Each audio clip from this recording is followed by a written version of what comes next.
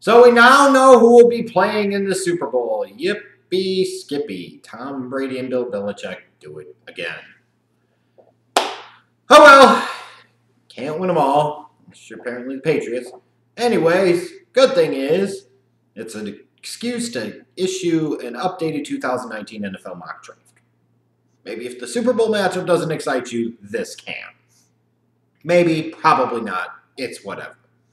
I, as promised, have given you a 2-round mock. You can check out all 64 picks in the description box down below. Now, shortly, some of you are going to be complaining right now about, oh, you can't believe you would have this team taking this guy because that's not a need and they don't need that. Well, number one, how do you truly know what the needs are? Because we haven't really gotten to the offseason of salary cap cuts and free agent departures, free agent signings, so it's hard to know. And not every team always drafts for immediate needs. Sometimes they draft for needs that are more 1, 2, 3 years down the road.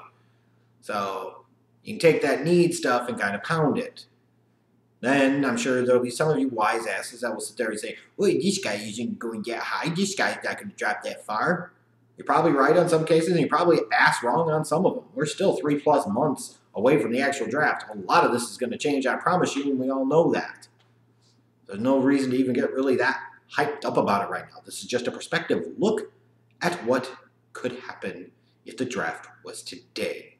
And I, in no way, shape, or form am I sitting there pretending that this is incredibly accurate, because even again, I'm still very early in my process as well. And speaking of my process, for those of you looking forward to scouting reports, you probably will be waiting a couple of weeks longer. And the reason for that is I'm probably going to wait to start releasing those until after the Combine. Another chance to see these guys. You've got Senior Bowl this week, Combine in a few weeks. Once the Combine happens, you get the measurements, you get 40 times, all these other things, and get to see these guys work out in field drills and so forth. Then is when I feel like I can really start to truly piece together what these guys' grades are. Which will put me under the gun to get a lot of stuff done. But I can still watch players in the meantime. It's just I probably won't start releasing the scouting reports for about another month. So if you're looking for those, be patient, stay tuned. In the meantime, you can check out my team-by-team 2018 recaps to kill some time for you. In terms of this draft, you'll notice I've got 4 quarterbacks going in round 1, Daniel Jones being the first one because, again, he's sneaky athletic. Hell, even Drew Lock described himself as sneaky athletic. That's a buzzword for white boy in today's world. They go in the first round. Yeah! In between, you got Dwayne Haskins going 15 to Washington again. I feel like quarterback is a pretty big need for Washington short-term and especially long-term. As far as Kyler Murray, the last mock, I know I had him going number 4 to Oakland. Kind of like a troll job there a little bit. The A's didn't get him, so why don't the Raiders take him and then leave their asses and go to Vegas? I don't know with Kyler Murray. There's a part of me that says there's a reason to believe that he could be a long-term franchise quarterback in the NFL. There are also serious concerns around his lack of experience as a starter at Oklahoma. Is some of that just related to Lincoln Riley as a coach and offensive play caller?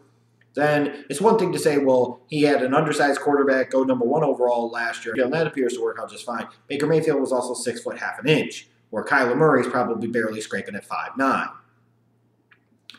How many teams are going to be really dying to spend a top 5 or top 10 pick on a 5'9" quarterback?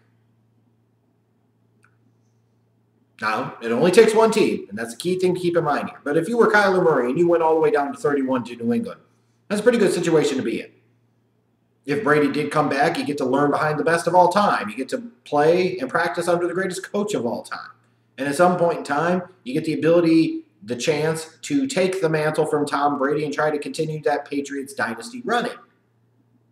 For a guy with 1 year starting experience, that's not a bad thing. It's not a bad position. It's not a bad situation to be in. And for New England, it would make a ton of sense because long-term, they don't have an answer currently on the roster behind Tom Brady. And you're going to need one at some point in time. So why not take one in round 1 when you can lock that guy in for at least 5 years? That seems to make a whole lot of sense here.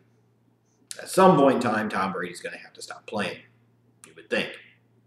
But anyways, as far as other picks, there's no reason for me to really, this time, go too much into them.